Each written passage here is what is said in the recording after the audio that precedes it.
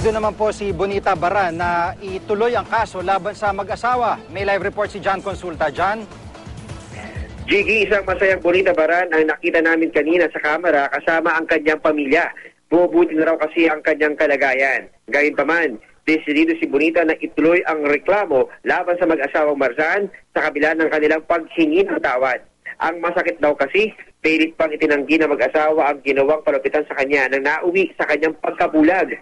Ayon sa mga abogado ni Bonita, di bababa 10 ang hawak na nilang testigo na magdidiin sa ginawang pagmamaltrato ng mga Marzan kay Bonita.